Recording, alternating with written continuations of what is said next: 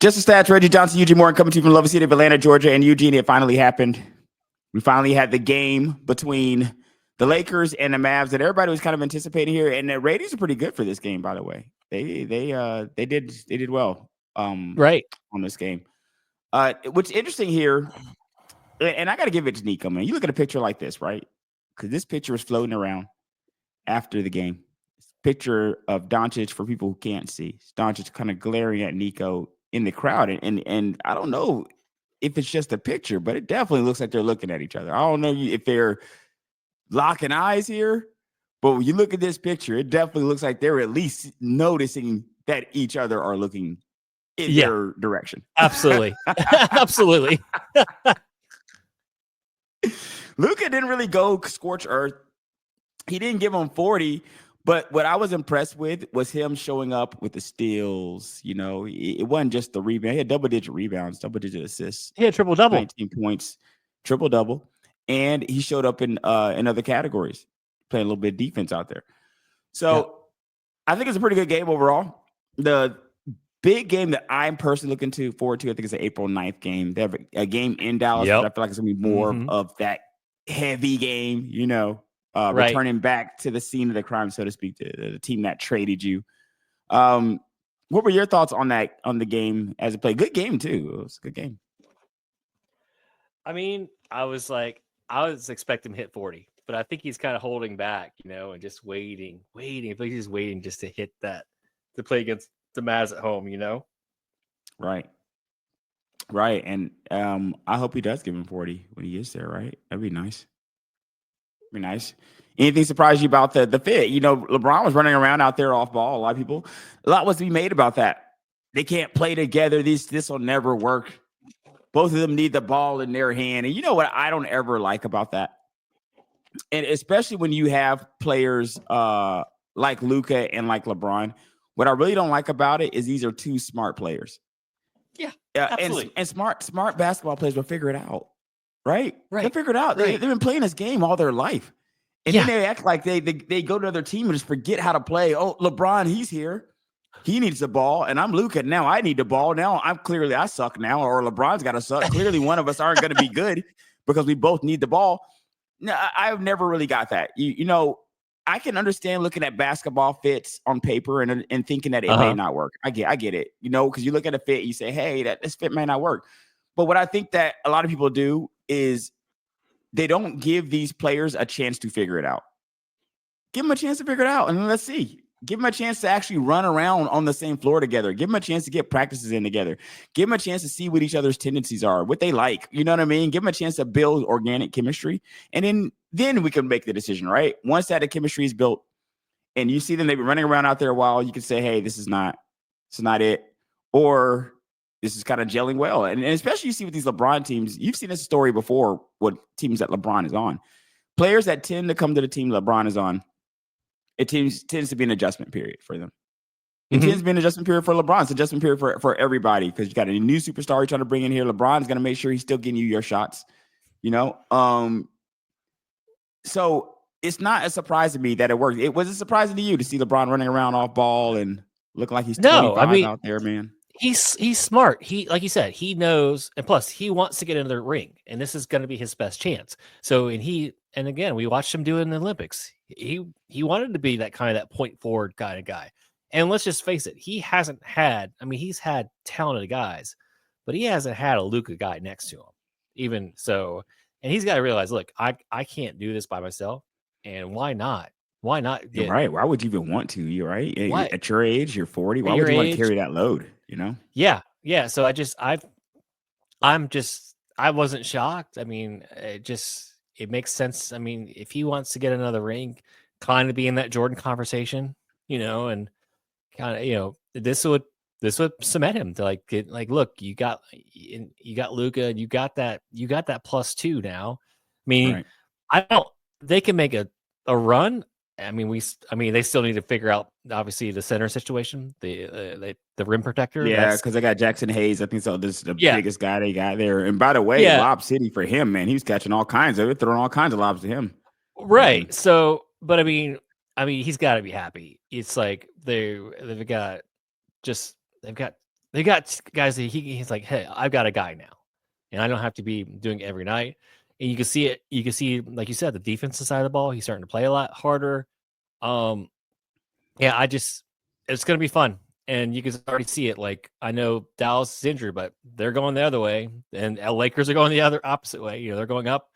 And so I would love to see if kind of like, maybe they can kind of squeeze in. Maybe they can get to making that run, but that to see them Are you play talking that about the first round of Lakers or playoffs. Dallas as Both. far as making I'm one? saying I'm thinking But playoff okay, team. so the Playoff as far as seeding. both okay, I got you. Yeah. Imagine that game being like the first series, those two going against each other. Yeah, wouldn't that be amazing? Wouldn't that be amazing? And the thing is too, if you're the Lakers, I think that you are happy. I think there's two things you can take away from this game, and I actually think there's something that both teams can take away from this game.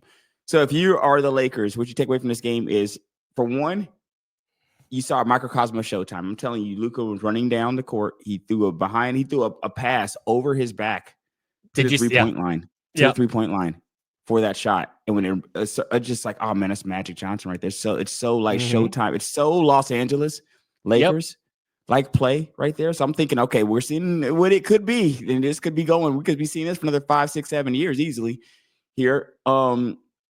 And also the fact that the Lakers, since the beginning of the year, I would say, have one of the best, if not the best defense, one of the best defenses in the NBA is the Los Angeles Lakers. So it's like, and AD wasn't there for a lot of those games that since they've had that ranking. And one of the things I think that people do take for granted when they're looking at a team and they feel it's undersized, which I feel like a lot of people think the Lakers are, because they don't have that big, 7-footer down there that's just in the paint. So a lot of people feel they're undersized, but when you're playing defense in the NBA, there's perimeter defense and the interior defense. So if I can't stop one, I'm sure going to try to stop the other. So if my interior defense is sus, let's say I don't have the bodies to bang around down there, and we're going to let you get into the basket, and we're going to try to stop you, whatever. I would at least have us locking down the perimeter. Like, we're at least going to make sure you're not getting nothing out here. At least we can do that. We can play the other side. So I think that if nothing else, that helps. That's something that the Lakers can take away. They're playing good defense and they're winning games. You see a little bit of that Showtime. You see what could be for the Lakers. If you're the Mavs, you only lost this game by 8 with no AD. With no AD, you only lost this game by 8 points in LA. So I feel like Dallas can be a competitive team. They showed that they can be a competitive team. AD gets back, that's a real competitive team, and I think it's definitely a more even series or even game. And I'm interested in the April 9th game. It would be so amazing to have AD back, which he's supposed to be back mid-March, by the way. Yeah. But as my Dallas friend said, he might be re-injured again by April 9th. But we're hoping that he actually makes it to April 9th. And my friend in Dallas has no faith in AD's staying healthy. So he was like, yeah, he might be back, but he might be injured again. I'm like, okay, well, April 9th, we get an AD, healthy AD in Dallas, right? That's what we want to see. That's what we want to see. The teams as envisioned versus each other. What are your thoughts on that? Yeah, I mean, it's still gonna. I mean, yes, it'll be competitive, but you just don't. I don't see this as they're not a championship team. They're not any better. I don't think they got better. They're not. Again, they're not in that top 5 conversation anymore. Top 6. I don't think they're just not. With no Luka, basically, what you're saying. You said with no Luka. Well, AD. I think the problem is AD just doesn't play. Right? He's not present. Eugene, not present. Yeah. Not present at all. And that's kind of in his thing since he's, correct. I mean, he's a Hall of Famer. He's a champion. He's a great defender, but bro, he can give you like 50 and 20 when he's healthy, bro. He can give you, he's a absolute beast. He can give you 50 and 20. Yeah. He's not healthy. And then you see Luka looks like he just got the swimsuit diet or whatever he did. He already looks thinner. The pictures are coming out. No, that's that revenge diet, bro. Here's what happens, man. Your ex dumps you, okay? So here's your ex, they dump you, and you see they're happy with the new guy, right? They just got the new guy there, and they're happy. They're taking that guy all around the city, and you can't take it, man. You're like, you know what? I'm going to the gym. I'm going to get back into shape. I'm going to show them what they're missing over there.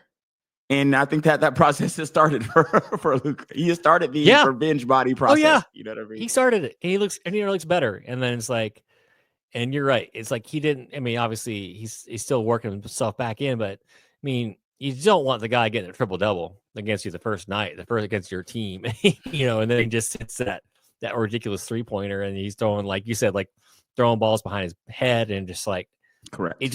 You're just looking like he's looking like an all NBA player, like he always has been. So yeah, it's just if you're in the Mavs, and then all the hit pieces coming out against Luka, it's just No, that was a all little bit these things. sloppy to me. It's all That's a little sloppy. sloppy. Like you already made the trade. All that after talk was unnecessary to me. I was trying to Yeah. what it reeked up to me is trying to make your case to the city. You saw what the city had an extremely negative reaction to you, so you try to come out, make the case. Oh, they're being difficult. You know how these teams do. They want to they want to separate themselves from any kind of culpability for the decision. Right. And that's like, and we see this all the time, right? Player gets traded, like everyone's holding those pieces, like all the reporters, but the thing is, it didn't come out right away, and now it's coming out later than what usually when a guy gets traded, that heat piece usually comes out right away. Oh, this person was rude to whoever, the staff, or he did this, but it took a minute for all these pieces to come out, and now they continue to come out, and it just unfortunately, it makes him look better. It makes Luka look better, and it just makes them look just more incompetent. And it's like, oh, and now you keep doing it, and it's like, and you can see how distraught he was. Even Mark Cuban, even even Dirk was like, he was even kind of, because you just had a generational talent in your locker room, in your organization. That was not enough for them, Eugene. They said it wasn't enough. We don't want it. We don't want it. We don't want it. You know what I mean? Now you got all the beer pictures and hookah pictures coming out. The beer and hookah pictures are out. Yeah. And they're like, oh, look, he drinks beer, he smokes hookah. You know what? If you were to put a camera around everybody in this league, you'd probably be surprised at some of the pictures you would get from these guys. And the thing is like a couple pictures of this kid walking. He's 25 for one, drinking a beer and smoking a hookah. And I get it. I get it. You want him to take better care, but I also get if you're him and you're saying I literally led in every statistical category in the finals. I'm drinking my beer. Then I'm drinking my beer, right? I led in every statistical category, bro. I'm gonna drink my beer. I'm gonna hit my hookah. But yes, we'll see what happens here. Now let's go to a really intriguing situation here, and a much worse situation. Let's go to Joel Embiid and discuss the nightmare situation that the 76ers are in. So they owe $55.2 million for the 2025-2026 season to Joel Embiid. Now, Joel Embiid will own over 33.6%. Now, let me say that again. Joel Embiid will own over 33.6% of the 76ers cap space over the next 4 years. He has played in just 19 games this year and 39 games in 23-24. So since the last year, that's 58 games in about 2 years. Okay. Yeah. He is under contract until 2029. Brutal, because it is 2025 right now for people who are listening right now. It is not nowhere near 2029, which is terrible. Got a few years. Got quite a few years of paying this man for $50 million. Philadelphia and Embiid are consulting doctors and considering alternative options such as surgery for his injured knee. Now, the 76ers are a team that I can't say didn't go after it. Like, they tried. They gave it a college try, man. They had the Ben Simmons there. They paid him. I mean, and then that just went to crappy. You can kind of blame them for the Jimmy Butler, Tobias Harris situation, but probably should have kept Butler over Harris. So you can kind of blame them for that. But I think they've been patient with these guys. They pay these guys. They brought in Paul George. They're trying. They're making an effort, and it's just not working out. And the thing that sucks about this is when it's not working out and you're on the hook for this much money and it's not working out. It's one thing to be not working out and you don't really have players. Maybe you got one guy, you're an up and coming team. You're scrappy. You're trying to get after it. But the 76ers are kind of going the opposite direction. They're not a scrappy team. They were knocking on the door in the playoffs several times over the past few years. Embiid has had knocking on the MVP door for several years. Finally got over that hump. And the injury bugs, I mean, you're talking about a guy who missed his first complete season, I believe, with an injury. Yeah. It's tough because when you do the deal, I'm pretty sure this deal was negotiated around the time he was winning the MVP. I need to go back and look and see when the deal was, but people would have called the 76ers dumb if they had let him walk. So it's revisionist history to say, hey, we would have never signed the guy. You can say that now, but when he's putting up 40, 50 points semi-nightly and he's winning MVPs, it's hard to say that you're just going to let the guy walk out the door, especially when you have nothing else there. And I think Max was kind of on the come up at the time. But this is brutal because now the aging superstar problem in the NBA is a serious one. And I think that it's become very serious, Eugene, just due to the fact that the guaranteed contracts. You see what I'm saying? The guaranteed contracts is what's killing them because in the NFL, we all know these are void years. So that's 2029, 29, 28, 27. You're not seeing those years in the NFL. In the NBA, you can be injured, be old, whatever, and still be seeing that money in the NBA and having that affect your team. So where do the 76ers go from here, man? In fact, they've done everything right. They've spent the money. They've tried. And this is what happens. I mean, do you blow it up? Can you even blow this up? Who's going to take Embiid at this contract, man? No one's taking that contract. And by the way, he just signed that contract. That was this year that he signed it, by the way. This year. Mm-hmm. Mm-hmm. Oh, that's why it's so long. That's why he has a full 4 on it, right? That's why he's got 4 to 5 years on it. Yeah. Yeah. So, because I mean, the money doesn't start kicking. Yeah, that it starts kicking in next year, right? The 59. So it doesn't even kick in. Oh yeah, to next year. So it's 59, 64, then 69. That's what you got for the next 3 years. Let's say those numbers again. So he has 55 next year. Then he goes to 59. No. It's 59 next year. It's 59. Next year. So he's gonna make almost 60 million. Yep. Next year. Yeah. Okay. 64, then 69. What's interesting here is just looking at I mean, I don't Maxey. I'm looking at now just our timeline, right? Because Maxey's pretty young. Yeah. Paul George was a win now move. But he's now injured. So I mean, you can't even so you've got 2 guys that are just like that's the thing. When you sign those 2, when you sign Paul and you sign him, you did this Embiid contract extension. You're expecting, and when you sign Paul to the extra year, you're expecting to compete. And like on paper, we even said like this team looks like a legitimate contender. But then you have to look. Then you look everything on paper, and now it's all coming in. Now it's all like, oh, Embiid's injured, Paul George's injured. They're in and out of lineup. And even when Embiid's playing, he doesn't look like Embiid. It's like, oh, he just looks bad. Like just get him out of there. It's like I don't understand why are you playing this season at all? What's the point? I think you just shut him down at this point. Wow. Well, I mean, right? What's like you're in 10th or like you're a playing series, maybe playing game, but what's the use in that, you know? Well, I just looked at something here, Eugene. Mm-hmm. I looked at something here. As I analyzed looking at those numbers that you were talking about, which are terrible for the 76ers, by the way. As I analyze this, so the $55.2 million that we're showing on the screen, okay, is what he is going to make for next season. So that money, that new money, that contract that you said he signed this year, doesn't even kick in till 26, 27. Yeah. Doesn't even kick in at 26, 27. So 26, 27 is when he's going to get that 59. 27, 28 is when he's going to get 64. Player option for the 69, which, spoiler alert, guys, he's going to pick that up. He's picking that option up, guys. Breaking news right here. We like to break news on this podcast. Years early, man. We break this years early. We're ahead of the curve. He's going to pick that option up, bro. Not unless he gets miraculous. So here's the only way he doesn't pick that option up, Eugene. Yeah. 26, 27, he gets miraculously healthy.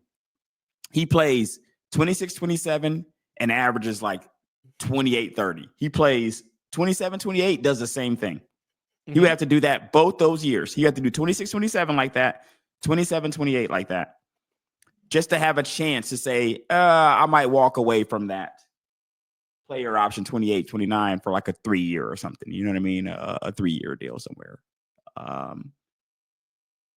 That is terrible. That is terrible. When we look at that money, That is about $200 million there. He has 192 guaranteed. The average annual on that is 64. Yep. Is the average annual on that. And the guy has played in the average about 29 games a season over these past 2 years. Yeah. That is brutal. Yeah. It's brutal, man. Right. The first 2 years he didn't play because of the injury, right? Which is fine. You don't want. He's 21. He was 21 or 20. And you probably feel like you got the whole life ahead of you at that point from a team standpoint, right? Exactly. Yeah. You're okay. He's young. These are the injured years, whatever. Rookie year contract. We're not really worried about that. But yeah, a 9-year career. He's only played in 452 games. 452 in 9 years. Okay, so 9 years. So 9 years. That 7 something. It's gonna be 700 something games that he should have played in. Yeah. Let me see. Let's go 9 by 82, guys. Let's go ahead and get to 738. Yep. So out of 738, you said he played in how many games? 452. 452. Okay, a little over 500. Look, about 60%, roughly. Yeah, 60% of the game. It's about 40%. But you're getting 100% of the check, though. Right? You're getting 100% of the $55 million that you were scheduled to make this upcoming year. You're going to get 100% of that $192 million extension that you signed. You're going to get 100% of it. Isn't that incredible? That's incredible to me. That's incredible. It's incredible that the NBA hasn't done something about this. How are teams being punished for years for guys who are just sitting around the house making 40, 50, 60 million dollars? They signed him. They gave him the money. I mean, they gave the money. It's kind of on them at this point, right? It's kind of on them. They gave him the money. I feel like I would want some sort of injury guarantees here. And I don't necessarily, I feel like if we are going to do, so from a contracting standpoint, let me go from a fair standpoint. For fairness, if a team is going to sign you the X amount of dollars and you don't play well, I don't necessarily feel sorry for you. If your play falls off, like let's say that the guy was averaging 26 when you signed him to that max, right? But you signed him to the max and now he's giving you 17. I'm not going to feel sorry for you. It is what it is. His play has fell off. It is what it is. Where I do feel sorry for you is when you pay $50 million and the guy's not even present. The guy's not even showing up. The guy's not even there. And that is where I'm like, there's got to be, you can't tell me there's no middle ground between not being there at all and $55 million. You can't find somewhere in there to settle that will make sense for both people. And I think there is answers in there that make sense for both. There's no way. There's no way, because these guys are literally doing half the job and getting paid exorbitant amounts of money that is having a negative effect on your team. It's not just your presence not being there. The money you're making is having a negative effect on your team. You know what I mean? So not only are you not there, the team is being penalized because you're not there. Yeah. Yeah. In multiple ways, Yeah. Yeah. And I looked at, he's never played more than 70 games in one season. But the most he's made is 68 games or 68 or 69 games. So even that, you're like, it's paying this plus, like $1 million a game to play. Right. And big men don't age well, right? He's 30 right now. No, not at all. And not at all. These are just going to be, I think it's going to go down. It's like, we're going to look at him go, I think in the rest of his career, we're going to look at him go, it's going to be the what if guy. What if these things happen to him? I just think that's where we're going to be with the rest of his career.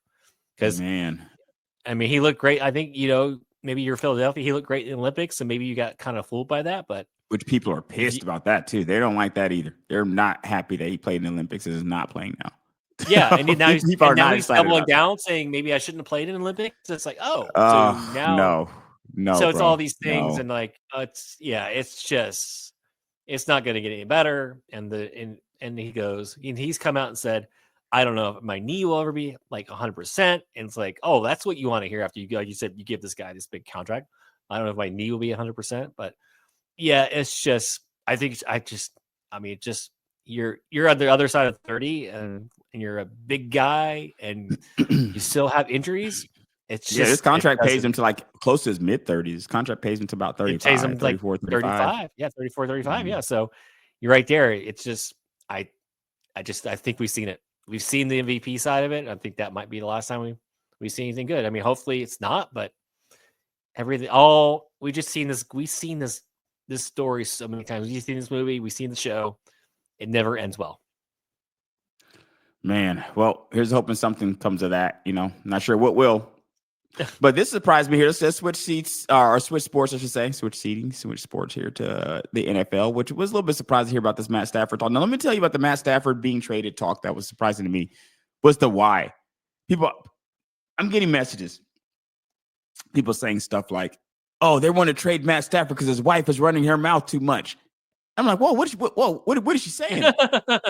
like, what? Didn't he win a Super Bowl with this team? Like, what can your wife be saying so much where the team's like, okay, we need to get you out of here, man. We're gonna start taking calls on you. We just cannot take her in her mouth.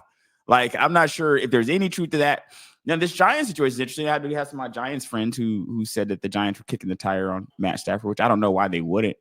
But I have also seen a report recently that has come out that McVay says they're going to try to keep him as well. What do you mean? You think he should stay with the Rams? Should he? I mean, at this point, he'd be journeyman staff. I feel like if he goes another team, he'd be there, another year, 2, 3, maybe? Yeah, I think it's not his wife. It's money. It's all money because right now he's paid below par of top quarterbacks. I mean, Kirk Cousins makes more than him, and that makes sense to me though because Kurt signed his contract last year. Right. When did Stafford sign his? I would imagine at least Stafford, a couple years ago. Well, he held out till training camp last year, right? So he held out, and they came up with a deal right before training camp. But yeah, was it only a 1-year deal? It was just it was more like bonus money. It's like give more like upfront. But yeah, his average salary is, I'm looking at it right now for 26 is $26 million. And he has a signing bonus of 12. So there's guys, he can get into the 30s for sure. He can make it 30, 35. Well, he should be in the 50s, for God's sake. He's a Super Bowl winner. I mean, that's where I think is where it's coming from. Like he's looking at all these other guys getting paid and wait a minute, why am I not getting paid? Why am I and plus I almost beat Philadelphia. We were the most competitive team against Philadelphia in the playoffs. Why am I not getting paid? Like we almost beat Philly. Came down to like the last second. So I that's the majority. I think it is. That's why they said to him, like, go out and see what your market is and see, and then to come back, report back, and then probably work out. I would be shocked if he goes anywhere. I mean, I did see him go skiing with Tom Brady, so it could be that. Could be a little or it could be something going on there. But if I'm him, there's no way I would go to the Giants. No way in the world. Well, I just read a story here that said that he also, and let me I'll get back over here to just Matt, because I just read a story that he also has reached an agreement with the Raiders, kind of like in a framework agreement. Not necessarily saying he's going to the Raiders, but from what I'm reading here, this is on Sports Illustrated, how that, take it with a grain of salt here for sure. Yeah. But from what they're saying here on Sports Illustrated, that a framework of a deal could have been reached with the Raiders here for him to go to the Raiders. I think that Matt, in my opinion, where he's 37 now and he just turned 37, so he's going to play the whole season at 37. Yeah. I don't know. I don't. Me personally, I'm not in the 20s. I'm not in the 20s. Me personally, I'm in the 30s to 40s, only because if you're Matt Stafford and you look at like a Daniel Jones who's making 40, and you're like, there's no way that this guy is making more money than me, right? There's no way. But here's the problem with that from my standpoint, from a team standpoint. If I'm a team that's not the Giants, I'm like, we're not idiots. We wouldn't have paid Daniel Jones 40. Like, just because they paid Daniel Jones 40, like, doesn't mean we would have paid Daniel Jones $40 million. Because sometimes teams make dumb mistakes. I think you see that with Deshaun Watson. There's only one team, one team that offered that deal. That wasn't a deal that was being floated around. Only one team offered that deal. It was the Cleveland Browns. Only team that offered that deal. And you saw what happened too after that. He got that money, and up to that point, Eugene, we were used to quarterbacks kind of leapfrogging their previous contracts, right? So we were used to quarterbacks getting money and leapfrogging the previous guy that got money. Yeah. A guy might be the highest paid quarterback for like an hour until the next guy comes and his contract is done. Now he's the highest paid. That didn't happen with Deshaun. Deshaun got that contract, and teams were making it known to guys that were negotiating after that, like, we're not giving that. We're not giving that Deshaun money out. Yeah, that's never come. And I think right there, and I think the proof is like that's why you don't give that contract like that to to a quarter, just anybody in the NFL. Not even correct. So, in the NFL especially, man. It's not for long, man. Those Tom Brady stories are rare. I mean, they're out there, but they're rare. I think once I get to a quarterback that is in his 30, where Kirk is at, Kirk, I think is mid-30s, even no matter how good you are, once you're in your mid-30s, for me, those deals are 3 years, maybe guaranteed 2. We're looking at 2 to 3 year deals here. Right. Bite size. So that's what I would be looking at here. If I'm Matt, and I'm thinking I got to take one last bite at the apple, a two guarantee, maybe a 3 year guarantee too. Maybe what he's looking at. It's a 3 year contract, but it's like it's the 2 year guarantee money. I think that's where you're looking at, right? Like if I don't think that's unfair for him, and I think that he can get close to 100 million on that 2 year. I think he can get close to 100 million. Give him that Kirk Cousin money, because he can get close to there. Yeah, the Raiders have the money too. They have all the cap space too to do this. And I think that's what the Rams would have to match. Because I think that on the open market, he can get close to there. I don't know if I can get up to 100, but I can get close to 100. And I can see a team talking themselves into 100. Like it wouldn't be me passing out if the number was that. You know what I mean? No. It wouldn't be me passing out at all. It's interesting to see. Because then what do the Rams do if that's the case? If Matt walks out of there, where are the Rams going to go? I mean, I think they're fine. I mean, Sean McVay, I think it could be like a bridge here, right? They just kind of who do they have anybody even in the wings there? They get Jimmy G, and that's where I hear Jimmy G is that he would be okay with just have Jimmy G for the year. So, I at some point I think you're looking to reset, right? You see Cooper Kupp, I think Stafford. I mean, I think I think they've done what they can with this team. I think we've seen what they can do. They've won their Super Bowl.